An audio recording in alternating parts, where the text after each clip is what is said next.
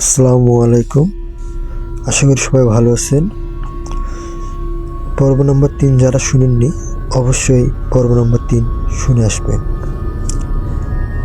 মধ্যরাত, খালার সাথে সাথে মাও জ্ঞান হারিয়ে ফেলল। আমি হতভম্ব হয়ে গেলাম। অ্যাম্বুলেন্সের আওয়াজ শোনা যাচ্ছে অনেকক্ষণ ধরে, কিন্তু এতক্ষণে তো গাড়ি চলে আসার কথা, আসছে না কেন? এটা কি আদৌ অ্যাম্বুলেন্সের শব্দ? মাকে অজ্ঞান দেখে আমার শরীরটা দুর্বল হয়ে গেছে। ভয়ে আর আতঙ্কে বুক ধড়ফড় করতেছে। বাইরে হয়ে যে পাশের বাড়ির কাউকে ডেকে আনবো সেই সাহসটুকু আমার নেই, কিন্তু যে করেই হোক মায়ের জ্ঞান ফেরাতে হবে। কলসি থেকে এক বোতল পানি নিলাম, মাকে সোজা করে শুয়ে মাথার নিচে একটা কাগজ দিয়ে কিছুক্ষণ পানি ঢাললাম, কিন্তু তাতেও জ্ঞান ফিরতেছে না। কি যে করি বুঝে উঠতে পারছি না। মাথায় কিছু ধরছে না। হঠাৎ মাথায় একটা বুদ্ধি আসলো, মুখে পানি ছিটকে দিলে তো জ্ঞান ফিরে। তাড়াতাড়ি ফ্রিজ থেকে এক গ্লাস ঠান্ডা পানি নিলাম। পানি হাতের মুঠো করে নিয়ে মায়ের মুখে ছিটকে মারলাম। 5-6 বার পানি মারার পর মা আস্তে আস্তে চোখ খুলল। মায়ের জ্ঞান ফিরে আসায় আমি একটু সাহস পেলাম। এখানে একটা কথা বলে রাখা ভালো, আমি বলতে যে গল্পটি আমার সাথে শেয়ার করছে তার বয়স তখন আনুমানিক 16 কি 17 ছিল। জ্ঞান ফেরার পরই মা খালার কথা জিজ্ঞেস করতেছে, খালাকে হাসপাতালে নিয়ে গেছে কিনা। আমি বললাম, কিভাবে নিব, তুমি তো অজ্ঞান, আমি কজনকে নিয়ে যাব। এই কথা বলে আমি খালার গায়ে হাত দিলাম। হাত দিয়ে দেখি খালার শরীর অনেক ঠান্ডা হয়ে আসতেছে। আমি খুব ভয় পেয়ে যাই, খালাকে বাঁচাতে পারবো তো? অ্যাম্বুলেন্সে এখনও এলো না। মা খালাকে জড়িয়ে ধরে আবার কান্না শুরু করে দিল। আমার চোখের পানিও ধরে রাখতে পারছি না।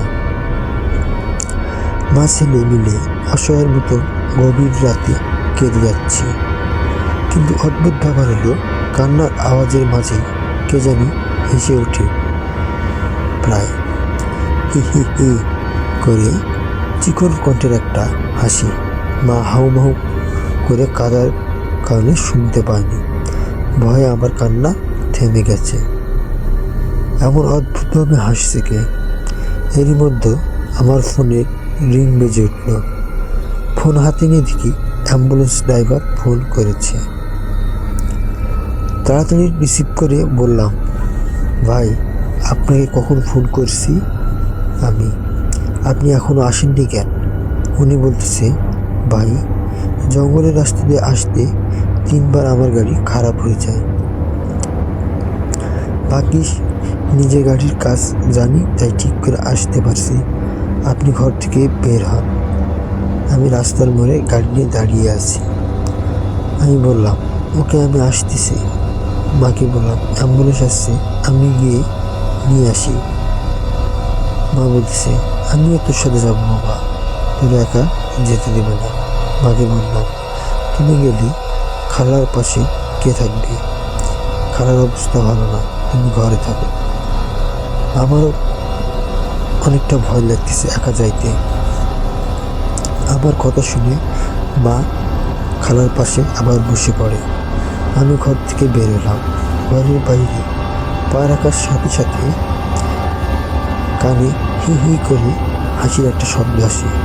যদি বিশ্বাস করেন, হাসির আওয়াজটা শুনে শরীরের পশমগুলো দাঁড়িয়ে উঠে আমার। ভয়ে হাঁটতে পারছি না। এত ভয়ানক রাত আমার জীবনে আগে কখনো আসেনি। চোখ বন্ধ করে মোড়ের দিকে একটা দৌড় দিলাম। দৌড়াচ্ছি আর মনে হচ্ছে কে যেন আমার মাথার উপরে দাঁত কেলিয়ে হাসছে হি হি করে। মনে মনে ভাবছি, ভয় দেখাক না কেন, খালাকে নিয়ে হাসপাতালে যেতে হবে। তা না হলে খালা বাঁচবে না। আজকের মতো এতটুকুই। আসলে গল্পটি একটি ছোট মানুষ লিখেছেন। তো আপনাদের কারো কাছে যদি কোনো গল্প জানা থাকে অবশ্যই আমার সাথে শেয়ার করবেন। আমার ডিসক্রিপশানে আমার জিমেল নাম্বার দেওয়া থাকবে।